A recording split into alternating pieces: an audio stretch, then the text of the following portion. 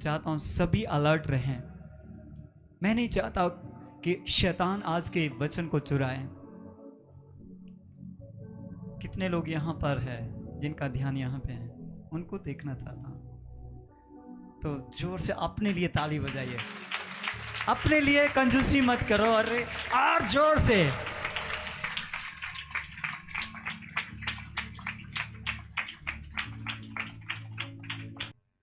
जितने लोगों की परमेश्वर से दूरियां होती हैं उनके ऊपर डेविल अटैक करता है, पर जो लोग परमेश्वर के नजदीक चले जाते हैं फिर वहां पर कोई दुष्ट आ नहीं सकता है। इसीलिए आज से जो दूरियां हैं वो खत्म हो चुकी हैं और आप यीशु के साथ जुड़ चुके हैं। हालेलुया। प्रभु का आत्मा जहां पे होता है वहां क्या होता है? आजादी होती है।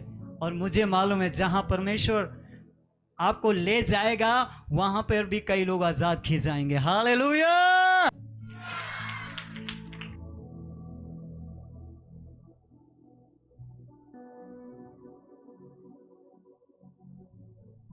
हालेलुया।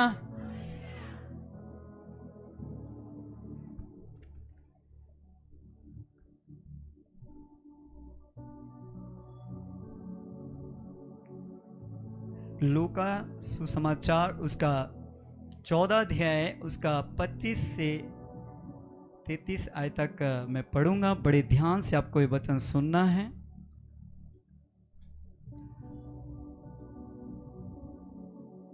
जब बड़ी भीड़ उसके साथ जा रही थी तो उसने पीछे मुड़कर उनसे कहा, यदि कोई भी मेरे पास आए और अपने पिता और माता और पत्नी और बच्चों और भाइयों और बहनों वरन अपने प्राण को भी अप्रिय ना जाने तो वह मेरा चेला नहीं हो सकता।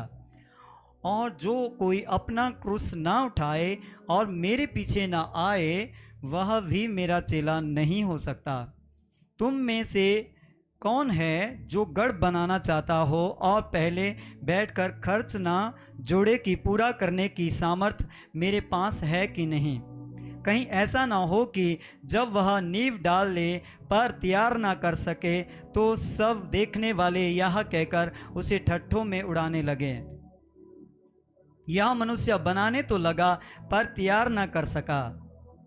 या कौन ऐसा राजा है जो दूसरे राजा से युद्ध करने जाता हो और पहले बैठकर विचार ना कर ले कि जो 20,000 लेकर मुझ पर चढ़ा आता है क्या मैं 10,000 लेकर उसका सामना कर सकता हूँ या नहीं? नहीं तो उसके दूर रहते ही वह दूतों को भेजकर मिलाप करना चाहेगा। इसी रीति से तुम में से जो कोई अपना सब कुछ त्याग ना दे वह मेरा चेला नहीं हो सकता। हालेलुया। कितने लोग यहाँ पे चेला बनना चाहते हैं? चेले की अगर बात करें तो वो तांत्रिक वाले चेला नहीं, चेले का मीनिंग शिष्या। प्रभु के वचन को मानने वाले लोग कितने बनना चाहते हैं आने वाले समय में? क्या बात है। अरे बहुत लोगों के हाथ में देख रहा हूं। वचन में जो लिखा है जिस दिन कोई व्यक्ति से पूरा कर देगा ना, मैं आपको बता रहा हूं जो आपने सोचा भी नहीं है ना वो भी परमेश्वर कर देगा। हालेलुया। मैंने देखा है परमेश्वर अपने लोगों के लिए बड़े बड़े काम करता है, पर कौन से लोगों के लिए? उन लोगों के लिए जो इस वचन को समझते हैं, जानते हैं, उसको पूरा करते हैं। यीशु मसीह बहुत बार भीड़ में रहा, लेकिन जो बड़ी गूढ़ और रहस्य की जो बातें हैं वो सबसे ज्यादा किसके साथ किया? चेलों के साथ। अगर मत्ती 5 अध्याय पढ़ेंगे तो उसमें लिखा है कि जब बड़ी भीड़ उसके पीछे जा रही थी तो उसने क्या किया? चेलों के साथ बातें करना पसंद किया और अपना मुंह खोला और वो बातें करने लगा। अगर आप इस वचन को सुनेंगे, समझेंगे तो यहाँ पे भी वो बहुत ही गूढ़ और रहस्य की जो बातें हैं वो अपने चेलों से करने लगा। भीड़ का आना जरूरी है, लेकिन भीड़ में से कुछ ऐसे लोग हैं जिनको परमेश्वर कहता है कि तुम मेरे गवाह होंगे और मैं तुम्हारे द्वारा अपनी महिमा ले लूंगा। और जो गवाह होंगे वो कौन से लोग होंगे, उनके बारे में ये वचन कहता है। क्या कहता है? जब बड़ी भीड़ उसके साथ जा रही थी तो उसने पीछे मुड़कर उनसे कहा, यदि कोई मेरे पीछे यानी कि मेरे पास आए और अपने पिता और माता और पत्नी और बच्चों और भाइयों बहनों वरन अपने प्राण को भी अप्रिय ना जाने तो वह मेरा चेला नहीं हो सकता।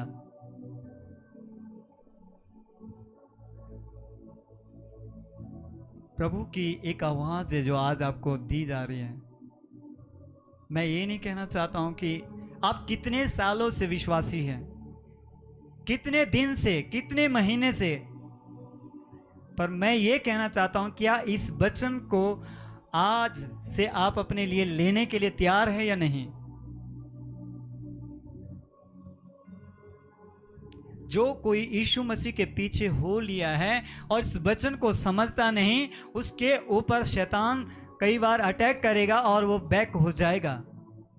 अगर आप यीशु मसीह के पास आ चुके हैं, यीशु मसीह एक आवाज दे रहा है और वो आवाज है, अगर मेरे पीछे अगर तू आना चाहता है, तुझे माता पिता भाई बहन बच्चे अपने बहुत करीबी के लोगों को एक जगह में रखना पड़ेगा।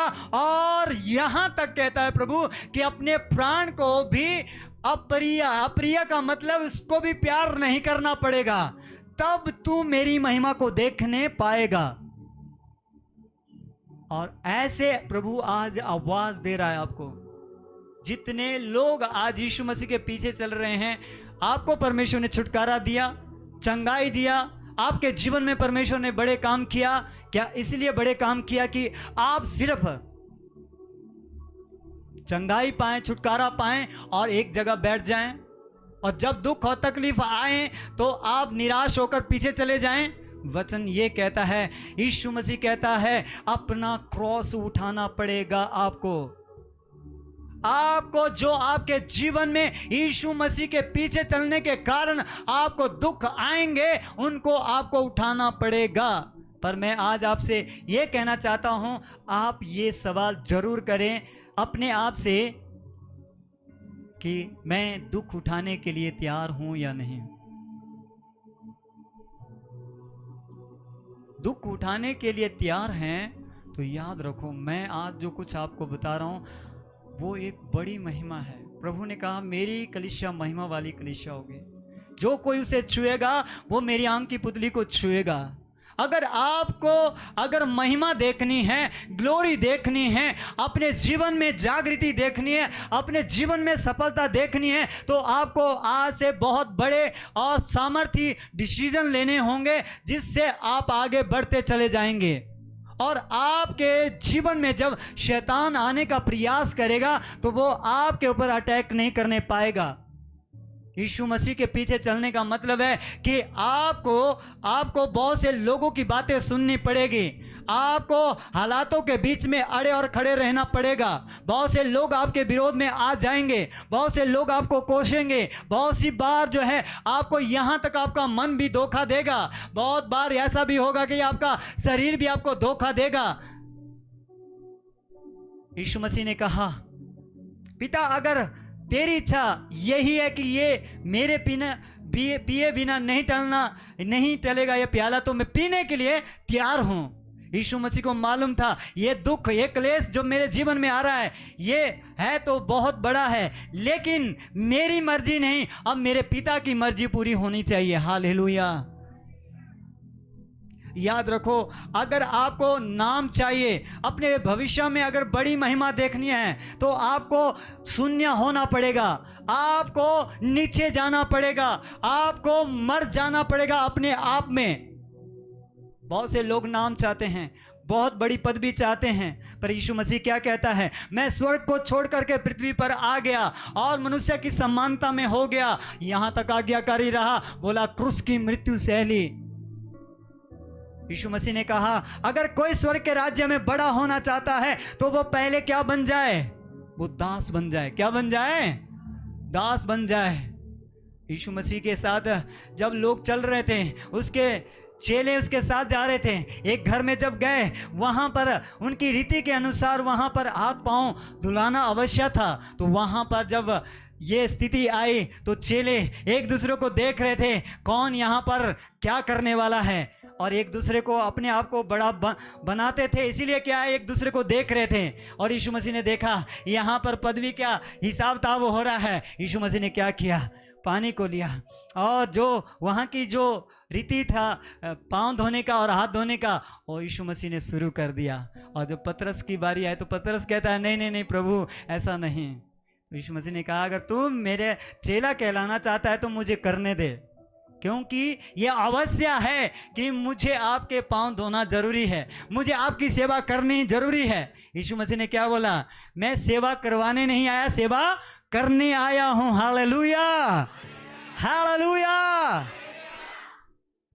और जो लोग आज अपने आप को इस जगह पर देख नहीं पा रहे हैं, समझो वहां पर प्रभु का आत्मा काम नहीं कर रहा है। यीशु मसीह ने अपना स्वर्ग का सिंहासन छोड़ दिया, और बहुत से लोग जो है अपने सिंहासन को छोड़ना नहीं चाहते हैं। सिंहासन कौन सा, अपनी पदवी, अपना नाम, अपनी मैं की बातें। जब तक हम इन सारी बातों से शून्य नहीं हो जाते, तब तक परमेश्वर की महिमा नहीं देख सकते हैं। यीशु मसीह ने एक उदाहरण दिया लोगों को, बोला जो स्वर्ग में प्रवेश करना चाहता है वो एक बच्चे को देखो और उसके समान बन जाओ। एक बच्चे को अगर आप देखेंगे, वो सारी बातें भूल जाता है और याद नहीं रखता है कि किसने क्या बोला है।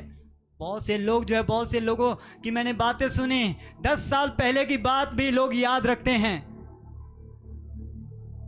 याद रखो, यीशु मसीह एक बात हमेशा उम्मीद करता है, अगर मेरे पीछे अगर आपको आना है तो आपको अपने आप में मर जाना होगा। आपके भाई बहन, बच्चे, बुजुर्ग, जो भी आपके बहुत करीबी के लोग हैं, जब मैं आवाज दूं तो उसको ठुकरा के मेरी आवाज सुननी पड़ेगी। यीशु मसीह ने कहा, जो मेरी भेड़ है वो मेरी आवाज सुनती है और मेरे पीछे आती है। पर जो मेरी भेड़ नहीं है, जो मेरे पीछे आने के लिए तैयार नहीं है, उनके ऊपर जो है शैतान अटैक करेगा और वो नाश हो जाते हैं। पर याद रखो, अगर आप प्रभु की भेड़ हैं, प्रभु के लोग हैं, आप प्रभु की आवाज सुनेंगे और उसके पीछे चलेंगे। हालेलुया। मैं आज आपको वो वचन देना चाहता हूं कि जिस वचन को अगर आप पूरा कर दे तो आप जो है एक आग को देखेंगे, एक ग्लोरी को देखेंगे, एक महिमा को देखेंगे। शैतान आपको छू नहीं सकेगा। बहुत से लोग आते हैं चर्च में, वो अपने फायदे को देखते हैं। याद रखो, इस दुनिया के फायदे के लिए काम मत करो, स्वर्ग जाने के लिए तैयारी करो, वहां के लिए अपने आप को तैयार करो। परमेश्वर क्यों आपको छुटकारा देता है? इसीलिए छुटकारा देता है कि आप उसकी महिमा कर सके, उसकी स्तुति कर सके, हर परिस्थिति में उसको आराधना कर सके। स्वर्ग आप यहां पर देखेंगे तब जो है वहां का स्वर्ग आपको मिलने वाला है।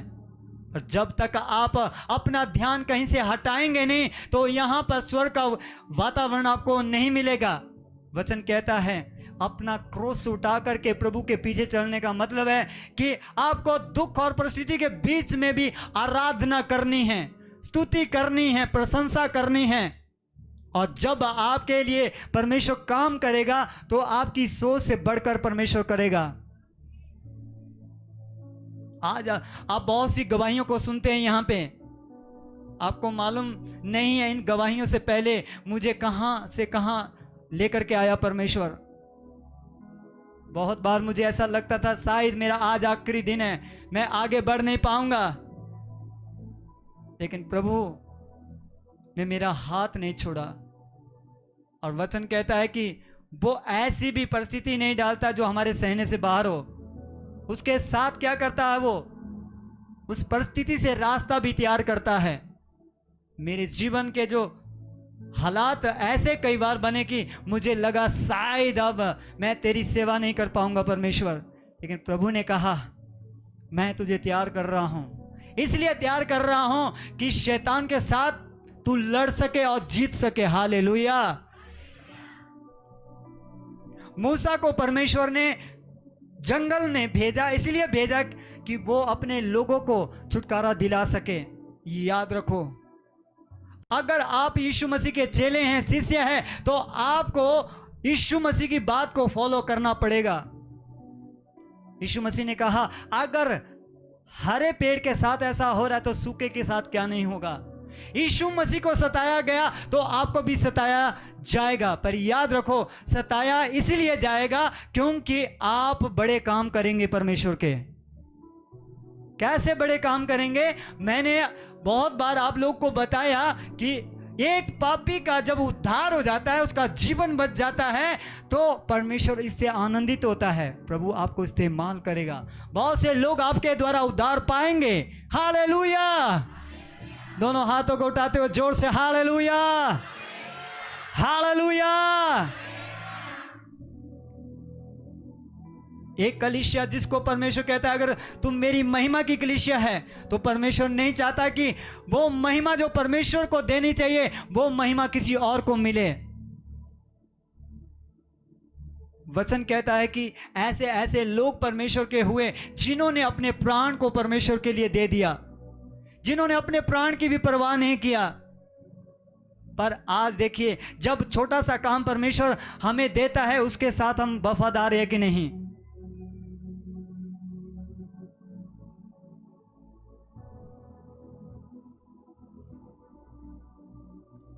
वचन कहता है, कहीं ऐसा ना हो कि जब वह नींव डाले तो पर तैयार ना कर सके, तो सब देखने वाले यहाँ कहकर उसे ठट्ठों में उड़ाने लगे। यह मनुष्य बनाने तो लगा पर तैयार ना कर सका। यह कौन ऐसा राजा है जो दूसरे राजा से युद्ध करने जाता हो और पहले बैठकर खर्च ना कर ले, कि जो 20,000 लेकर मुझ पर चढ़ा आता है, क्या मैं 10,000 लेकर उसका सामना कर सकता हूँ या नहीं? नहीं तो उसके दूर रहते ही वह दूतों को भेज कर मिलाप करना चाहेगा। इस रीति से तुम में से जो कोई अपना सब कुछ त्याग ना दे, वह मेरा चेला नहीं हो सकता। हालेलुया। जब लोग यीशु मसीह के पीछे जा रहे थे, बहुत से लोगों ने एक बात देखी। लोग ये सोच रहे थे कि ये यीशु मसीह के पीछे जा रहे हैं तो शायद ये एक बहुत बड़े नामी पुरुष हो गए। पर याद रखो, जब यीशु मसीह के पीछे लोग जा रहे थे तो लोगों को ये सतावट आई, लोगों को मारा गया, पीटा गया, उनकी बदनामी की गई।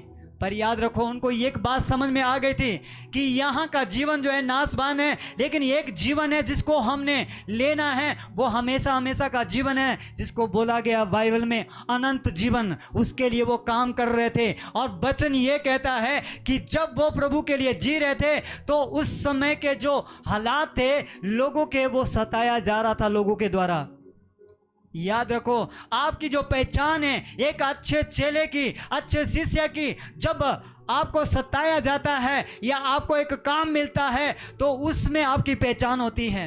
जब एक प्रभु का शिष्य यानी कि प्रभु के पीछे चलने वाला एक व्यक्ति अगर हमें देखना है तो कैसे देखना है? जब प्रभु आवाज दे तो उसे पूरा करता है वो व्यक्ति है। बहुत से लोग जो शिक्षा लेने के जगह में ना, बहुत से लोग हार जाते हैं। चमत्कार के लिए आएंगे, आशीष के लिए आएंगे, परमेश्वर ऐसा करता है, आशीषित करता है लोगों को। पर जब एक शिष्य बनना होता है, बहुत से लोग जो है मुंह फेर लेते हैं। याद रखो, इस दुनिया में अगर आप प्रभु के पीछे चले और एक शिष्य बन गए, एक अच्छा चेला बन गए, तो आपके लिए जो इनाम है स्वर्ग में ना, बहुत बड़ा है। मैंने परमेश्वर से प्रार्थना किया, मैंने परमेश्वर से ये प्रार्थना किया, परमेश्वर मुझे दुनिया की चीजें मिले ना मिले, पर मुझे अपने पीछे चलने के लिए तैयार कर और मुझे अपना शिष्य बना। मुझे आज ये परवाह नहीं है कि मेरे पास कितनी अच्छी चीजें हैं या नहीं है, या मेरी प्रार्थना परमेश्वर सुन रहा है या नहीं। मुझे इस बात की परवाह है कि जो अनंत जीवन परमेश्वर ने मुझे दिया है वो मुझसे खत्म नहीं होना चाहिए। आज अगर आप यीशु मसीह के पीछे जा रहे हैं, अपने बारे में सोचना होगा आपको कि आप यीशु मसीह को फॉलो कर रहे हैं या फिर अपने आप को, या लोगों को, या दुनिया को। मैं किसी से पिछली बार बात कर रहा था और उन्होंने कहा कि हम चर्च में इसलिए नहीं आए कि किसी तरह से हमारे घर में रिश्तेदार आ गए और हमें वहाँ पर रुकना पड़ा। अगर आपके रिश्तेदार आराधना के समय में आपके घर में आ रहे हैं और आराधना मिस कर रहे हैं तो समझ लो आपने उस दिन परमेश्वर की महिमा को ठुकराया। मैं एक ऐसा व्यक्ति हुआ जिसने ऐसे समय में बहुत बड़े बड़े डिसीजन लिए। आप बोलेंगे ये क्या है? लोग आपको कई बार, जब आप प्रभु के लिए जिएंगे तो कई बार लोग आपको मूर्ख बोल सकते हैं, पर आप जानते हैं उस आज्ञा को मानने के लिए आपको बहुत दुख तो उठाना पड़ेगा, लेकिन महिमा भी उतनी बड़ी होगी। एक दिन की बात है, मेरे घर में मेहमान आए और मुझे उसी दौरान आराधना सभा के लिए निकलना था, तो मुझे वहां पर डिसीजन लेना पड़ा कि अब मुझे क्या करना है। मैंने उसी दौरान उनसे बात किया। मैंने कहा मेरे माता पिता यहाँ घर में हैं, आप इनसे बात करें और मैं आराधना सभा में जा रहा हूँ, उसके बाद मैं लौट करके आऊँगा और मैं आपसे बात ज़रूर करूँगा। और उसके बाद मैं टाइम से आराधना सभा में ज़रूर पहुँचा। उन रिश्तेदारों ने क्या सोचा मुझे नहीं मालूम, लेकिन मेरे प्रभु ने उस दिन मुझे महिमा दे दी। मुझे कहा कि धन्य है मेरा बेटा, तूने मेरी आवाज़ सुनी। जब तक एक प्रभु के पीछे चलने वाला व्यक्ति डिसीजन नहीं लेता तो वो आगे नहीं बढ़ सकता है। जब मैं प्रभु के पीछे जाता था तो उस दौरान जब मैं तैयारी कर रहा होता था, लोग मुझे पागल कहते थे। गांव के लोगों से मैं ये बातें सुनता था कि आपका, मेरे माता पिता को कहते थे आपका बेटा आजकल ना पागल हो चुका है, इसको हमारी आवाज़ें भी सुनाई नहीं देती। क्योंकि मैं चलते फिरते गाने गाता, आराधना करता और वचन को है ना याद करता, और लगातार जो भी मेरा रास्ता होता था उसमें मुझे पता ही नहीं चलता था कि कब मैंने उस रास्ते को क्रॉस कर दिया, 1-1.5 घंटे के रास्ते को। और इस तरह से मैं तैयार हुआ हूं कि मुझे एक ही धुन रहती थी, मैं परमेश्वर की इच्छा से चलूं। पर याद रखो, जब ऐसा हम करने का प्रयास करते थे, लोगों से हम बोलते अरे लोग बोलेंगे, लोग क्या सोचेंगे। सबसे बड़ा रोग क्या है? ये लोग। सबसे बड़ा रोग क्या है? ये लोग। अपनी इज्जत के लिए ना लोग जी रहे होते हैं अपने, ओह लोग क्या कहेंगे, चर्च में जाऊंगा तो क्या कहेंगे, मेरा नाम गिर जाएगा, ये कहां चले गया। बहुत से लोग अपने ऊंचे पद के प्रति सोचते हैं अरे मैं नीचे बैठ गया तो क्या होगा, मुझे तो कुर्सी मिलनी चाहिए, मुझे तो चेयर मिलनी चाहिए।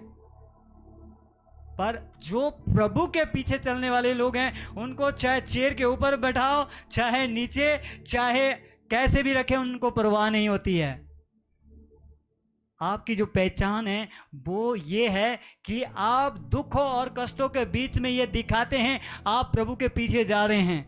और जो कुछ भी आप प्रभु के लिए करते हैं वो कई बार ऐसा लगता है लोगों को निर्बुद्धियों के नाई, पर आप वचन को जब पूरा करते हैं तो आपका परमेश्वर आपको देख रहा होता है, और तब परमेश्वर आपको एक महिमा से भर देता है और आप हजारों लोगों को ये बोलते हैं मेरे प्रभु ने मेरी प्रार्थना का उत्तर दिया। एक गवाह की क्या निशानी है? वो सच्ची गवाही देता है।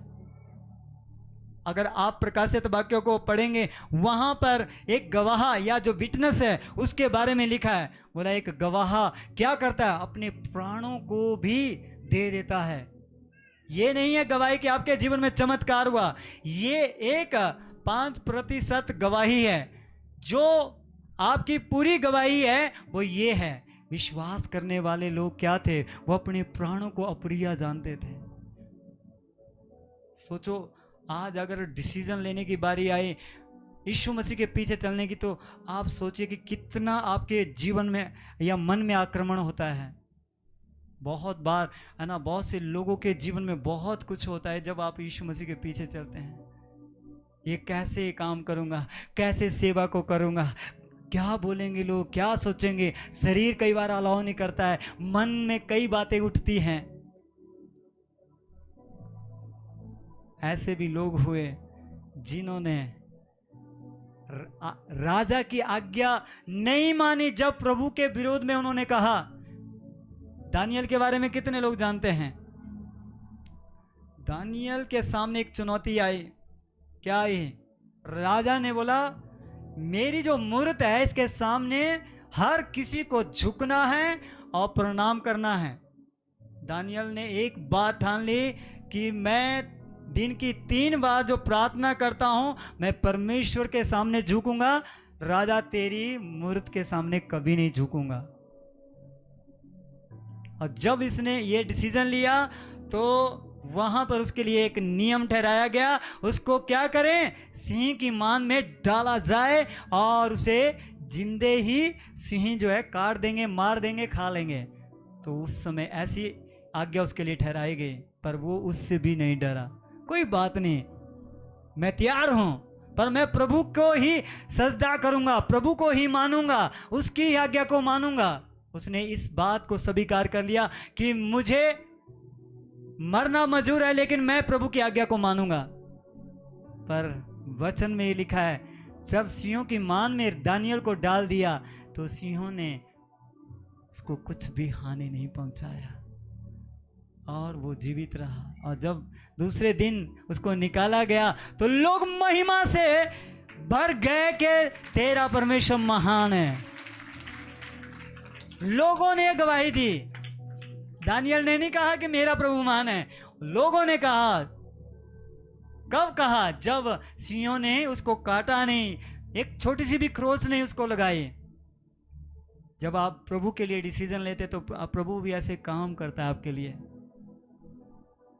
अगर इजराइलियों के लिए समुंदर 2 भाग हो गया, समुंदर से रास्ता निकल गया, तो आपके लिए भी निकलेगा। एरियो की दीवार जो है गिर गई और ये उनके लिए हुआ तो आपके लिए भी होगा। हालेलुया! आप कितने विश्वास योग्य है परमेश्वर के प्रति, वो आप उसके ऊपर ध्यान दीजिए। वचन कहता है जो थोड़े में विश्वास योग्य है वो बहुतों में भी विश्वास योग्य है। शैतान इतना चालाक है कि लोगों को जो है क्या करना चाहता है, लोगों को उनकी पोजीशन से जो परमेश्वर ने ठहराई है उससे बाहर करना चाहता है। और बहुत से लोग जो है उसके बारे में ध्यान नहीं देते हैं। ये क्यों हमारे साथ ऐसा हो रहा है? प्रभु ने आपको महिमा करने के लिए बुलाया तो इसका मतलब है कि आपने ये महिमा करनी है। प्रभु ने आपको किसी जगह में ठहराया है, आपने वहां पर काम करना ही है, वहां पर रुके रहना है। बड़े ध्यान से सुनना है इस स्टोरी को। एलिया और एलीशा का जो है दोनों का आपस का बहुत ही अच्छा एक रिलेशन था। और वचन में लिखा है कि एलीशा जो है एलिया के पास सिर्फ रहता, जो कमांड एलिया करता उसको वो मानता। और एक दिन जब एलिया का उठा समय आया तो उस दौरान एलीशा मांगता है कुछ, बोला जो मसा तेरे अंदर है उसका दुगना भाग मुझे मिल जाए। और मैं आपको बताना चाहता हूं ऐसा ही हुआ। एलिया जब उठाया गया तो उसके बाद जो मसा था वो एलीशा के ऊपर ठहर गया। और ये वचन में लिखा है जो एलिया काम करता था उससे भी बड़े बड़े काम एलीशा ने किए। हालेलुया! अगर आप यीशु मसीह के पीछे चल रहे हैं तो आपको प्रभु के वचन को मानना पड़ेगा, आपको विश्वास योग्य रहना पड़ेगा। जहां आपको ठहराया वहीं पर रहना पड़ेगा। आपको जो आपको सेवा मिली है उस जगह पर विश्वास योग्य रहना पड़ेगा।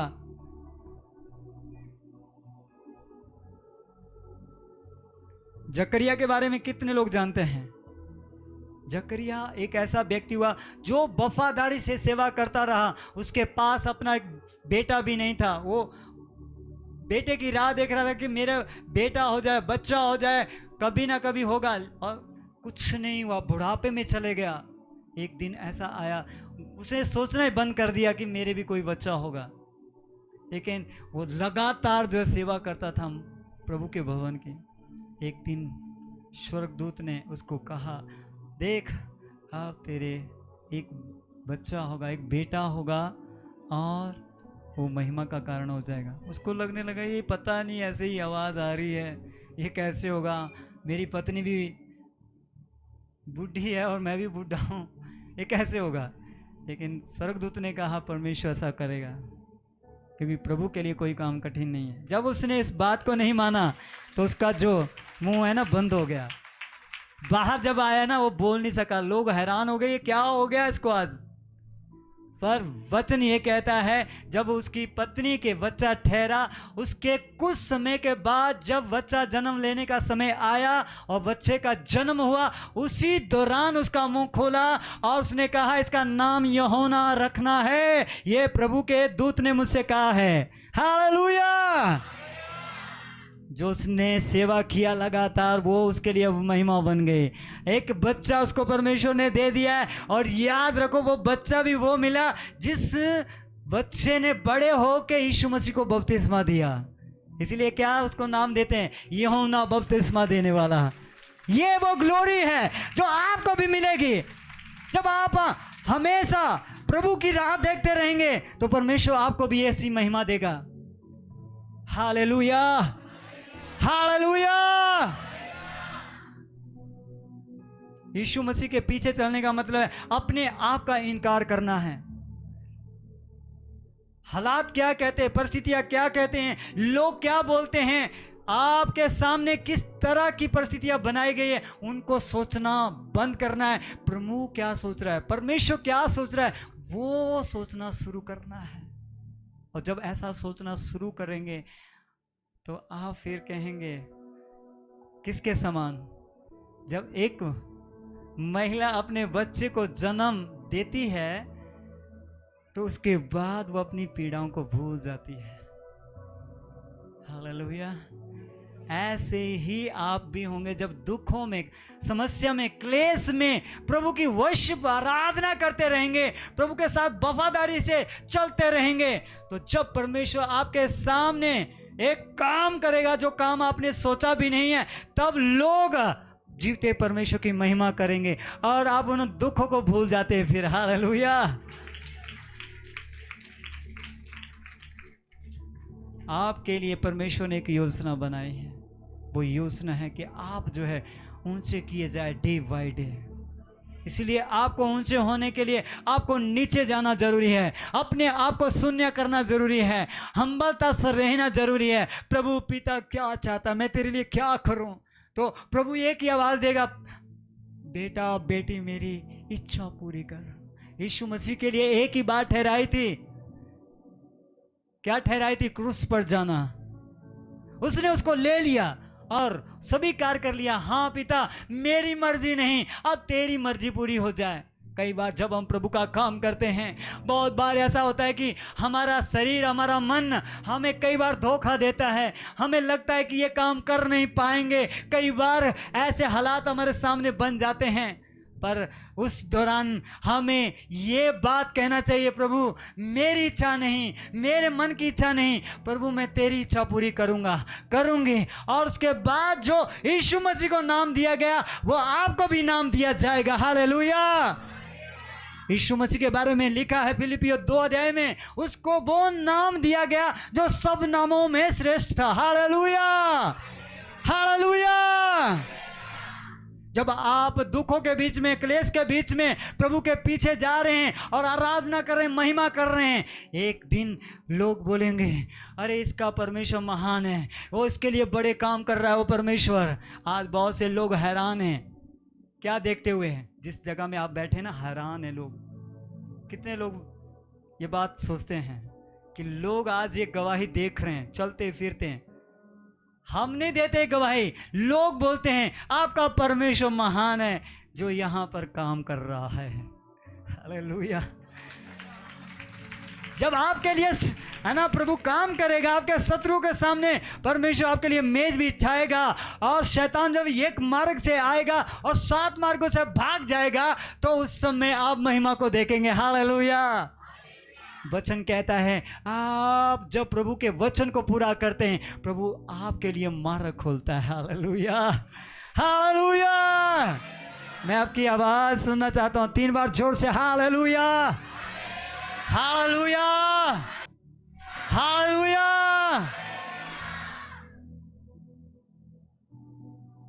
मैं आत्मा में देखता हूं यहाँ पे भी कुछ ऐसे लोग बैठे हैं और ऑनलाइन भी मुझे सुन रहे हैं। कुछ लोगों की वेदना को मैं देख रहा हूँ, मतलब अंदर ही अंदर बहुत आपके अंदर सतावट है, ऐसा संघर्ष है जिसको आप उठा नहीं पा रहे हैं।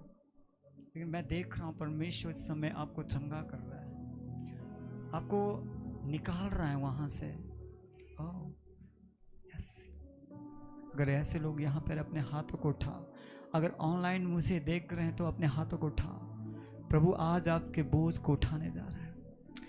आपके संघर्ष का आज आखिरी दिन है। Oh yes yes.